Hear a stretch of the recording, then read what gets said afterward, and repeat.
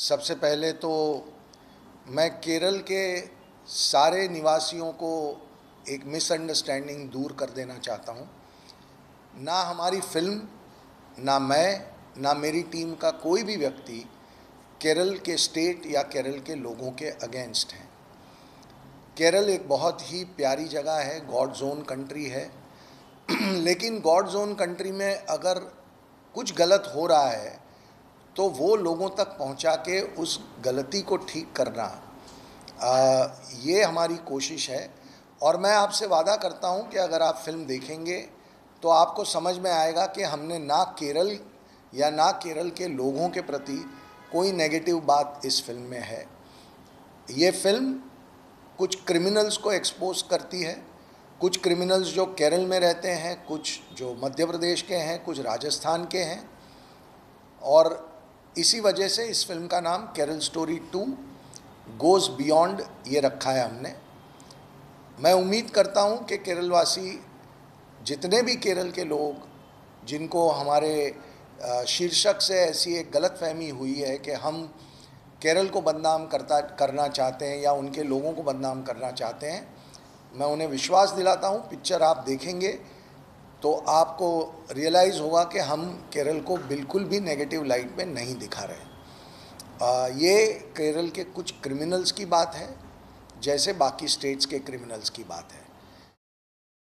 Can you tell us on what basis you got the permission? Because they had put a stay on it, but now what changed and how did it change? Basically, see, I'm not a legally very smart guy. I don't understand law that well. But what I do understand is that, and I was not even present in the hearing, I was in Bombay. But what I do understand is that our stand was convincing enough for the Honorable Justice to, both the justices, to revoke the ban. Finer details, even I would love to read the order to understand. The order has just come. It's a long order for me to read, so I will take some time to read it. But what I do understand is that they were convinced that what our side was saying was the legally correct side. Sir, और भी state का भी तो दिखाया गया, recent trailer में दिखाया है। Sorry? और भी स्टेटों का दिखाया है। जी जी जी। बट केरला वालों को ऐसा क्यों लग रहा है? टाइटल की वजह से लग रहा है या उन्होंने पिक्चर देखी नहीं? देखिए, एक लॉबी बहुत वक्त से एक्टिव है, जो पार्ट 1 के वक्त भी हमारे साथ उन्होंने बहुत संघर्ष किया था। इस बार भी उन्हीं का एक अप्रोच है। आप ट्विटर पे भी देखेंगे तो फिल्म के हक में बोलने वाले पूरे भारत से लोग बोलते हैं। सिर्फ और सिर्फ केरला से विरोध, 80% से ज़्यादा विरोध केरला से आता है। उनकी एक उनका आर्ग्यूमेंट है कि केरल में लव जिहाद नहीं होता और हम जो दिखा रहे हैं वो झूठ है। जबकि हकीकत ये है कि पहली फिल्म की तीनों कहानियाँ और इस फिल्म में जो केरल की हम कहानी बता रहे हैं वो वहाँ के सोशल मीडिया पे बहुचर्चित कहानियाँ हैं।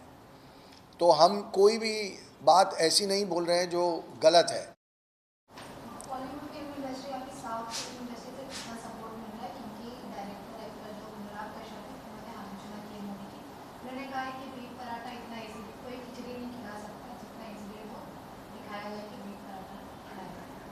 देखिए, मैं अनुराग जी के बारे में मैं कोई व्यक्तिगत टिप्पणी नहीं करता।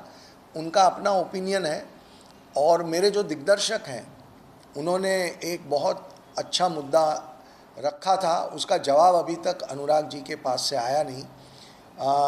अनुराग जी ने एक पिक्चर बनाई थी, गर्ल इन येलो बूट्स, जिसमें एक पिता और पुत्री के अनैतिक संबंधों की बात थी।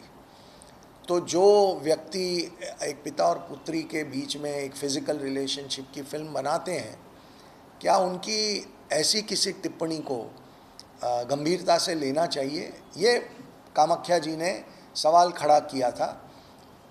मैं उम्मीद कर रहा था कि अनुराग बहुत खुल के बोलते हैं, बहुत मुखर तरीके से बोलते हैं, तो वो शायद बोलेंगे। मुझे लगता है आने वाले कुछ दिनों में उनका जवाब आ सकता है। मेरी ओर से व्यक्तिगत रूप से मैं किसी भी व्यक्ति के ओपिनियन पे मैं अपनी टिप्पणी नहीं देता।